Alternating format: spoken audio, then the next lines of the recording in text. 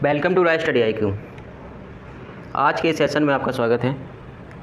देखो, जितने भी बच्चे टीचिंग में अपना करियर बनाना चाहते हैं, जिनका एक ही पर्पज़ होता है केवल हम क्या कहना है, पढ़ाना है, गवर्नमेंट स्कूल में पढ़ाना है, प्राइवेट में, तो उनके लिए जो यूपी से अगर कोई है बच्चा तो वो क्या करता है, पहले होता था क्या BTC, और उसका नाम चेंज होकर क्या हो गया है DLED तो प्रथम सेमेस्टर है हमारा। प्रथम सेमेस्टर में बात करें तो प्रथम सेमेस्टर में सब्जेक्ट है हमारा क्या, मैथ के को लेकर हमेशा बच्चों में यही डर रहता है कि बैक ना आ जाए, क्योंकि सबसे ज़्यादा जो BTC में बैक लगती है, बैक आती है बच्चों किस में, मैथ में। बहुत से बच्चे ऐसे हैं जिनकी एक बार आ जाती, पहली बार दिया पेपर फिर भी आ गई बैक, तो दूसरी बार में भी आ गई, तो उन्हें तीसरी बार ये डर लगा रहता है कि कहीं ऐसा ना हो तीसरी बार में मेरी बैक आ जाए। तो देखो, ज़्यादा इतना कोई टफ सिलेबस नहीं है BTC का, मैथ का। बिल्कुल बेसिक से जो आप 6 से लेकर 8 तक अगर तो आपने ठीक ठाक अगर कैलकुलेशन वगैरह आती है तो आपको इतनी दिक्कत नहीं होनी चाहिए। फिर भी अगर आपको कोई सी दिक्कत है मैथ में, कोई सी दिक्कत अगर आपकी बैक लगी है या किसी आपके साथी की बैक लगी है, तो जो पेपर है हमारा किसका, मैथ का, फर्स्ट सेमेस्टर में मैथ पेपर है। अगर आप पूरे कंप्लीट वीडियो टोटल का चैप्टर की बात करें तो प्रथम सेमेस्टर में 14 चैप्टर हैं किसके, मैथ की। अगर आप कंप्लीट ये सीरीज़ देखते हैं 14 वीडियो की, 14 या लगभग 15 वीडियो हो सकते हैं, क्योंकि कंप्लीट हमें कराना है कि जो भी बच्चा अगर हमसे पढ़ रहा है, भले ही एक बच्चा पढ़े, एक पढ़े या 1000 पढ़े, एक पढ़े या 1000 पढ़े, उससे मुझे कोई मतलब नहीं है। मुझे केवल पढ़ाने से मतलब है। अगर एक पढ़ेगा उसकी अगर बैक मेरी वजह से अगर बच जाती है तो मैं अपने आप को सौभाग्यशाली समझूंगा कि मैंने एक बच्चे की बैक बचा दी। तो इसी में आपने बहुत सारी वीडियो देखे होंगे यूट्यूब पर, कोई केवल प्रैक्टिस सेशन कराता है, लेकिन मैं क्या करूँगा, जो राजन की आती है मैथ की नोट्स आता है वो कंप्लीट कराऊंगा लास्ट में।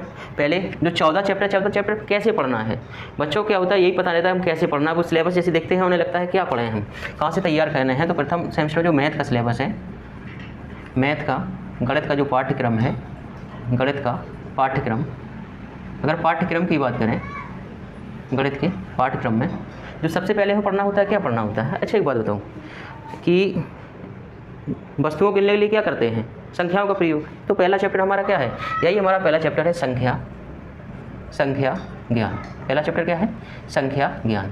संख्याओं के बारे में हमें जानना है कि संख्याएं क्या होती हैं। इसी में फिर पढ़ेंगे क्या, स्थानीय मान और अंकी मान। क्या, अंकी मान।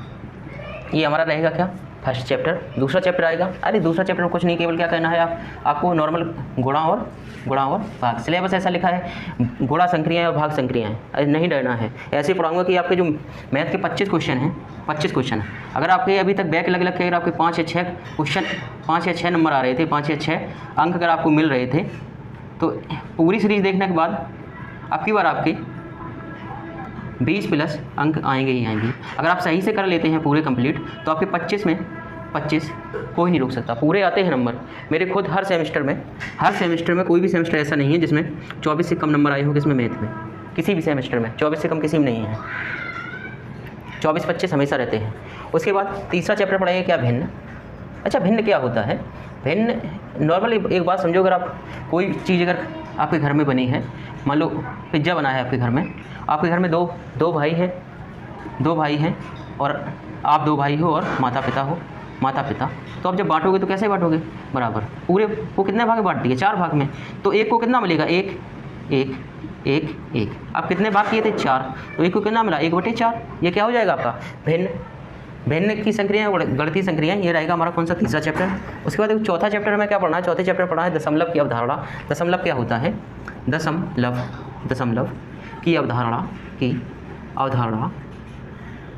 दशमलव की अवधारणा।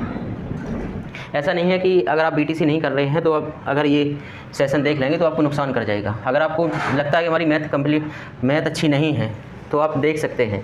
उसके बाद हम पढ़ेंगे क्या, लघुत्तम समापवर्त और महत्तम समापवर्त, यानी LCM और HCF। उसके बाद पढ़ेंगे क्या, जो 6वां चैप्टर होगा, भाज्य संख्याएं और अभाज्य संख्याएं। भाज्य और अभाज्य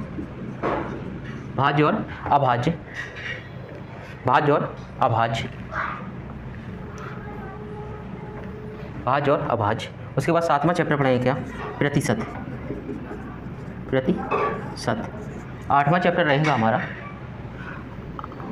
एक आता है पिक्टोग्राफ करके, पिक्टोग्राफ। जैसे आपको एक टोकरी दे दी, अगर ये आपको एक टोकरी दे दी जाए, टोकरी, उस आपसे एक अजाइज इसमें फूल रखे हैं, टोटल अगर 60 फूल हैं, 60 फूल रखे हैं और मैं अलग अलग प्रकार के, जैसे गेंदा, चमेली और 5 या 6 प्रकार के आपके फूल दे दें, तो आप क्या करोगे, जितने फूल हैं वो जब चैप्टर आएगा तब पढ़ाएंगे, फिलहाल बता देता हूँ। जैसे अब इसमें किसके मल्टीप्लाई में लेने हैं, 5 के मल्टीप्लाई ले लेने हैं। अब जितने फूल गेंदा के हैं उसी हिसाब से फिगर बनाया जाता है किसका, पिक्टोग्राफ में। उसके बाद आता है हमारा क्या, सजाती और बिजाती, सजाती और बिजाती, सजाती और बिजाती। जो बीजगणित में आता है, जैसे एक हमारा क्या है, एक्स और वाई अलग अलग है, दूसरा करते हैं एक्स प्लस वाई, ये एक्स प्लस एक्स तो हो जाएगा कितना, 2x, x plus x 2x। तो ये क्या है, सजाती और बिजाती पढ़ेंगे किसमें, 9th चैप्टर पढ़ेंगे सजाती और बिजाती। 10वें में पढ़ेंगे क्या, 10वें में पढ़ेंगे तल बिंदु, रेखाखंड। इसे कंप्लीट अगर देखें तो क्या कहेंगे, जियोमेट्री यानी ज्यामिति ज़्यादा नहीं है, जो बेसिक फिगर हैं उसी के बारे में पूछा जाता है ज्यामिति में। जो 11वां चैप्टर रहेगा वो हमारा रहेगा पटरी और प्रकार की सहायता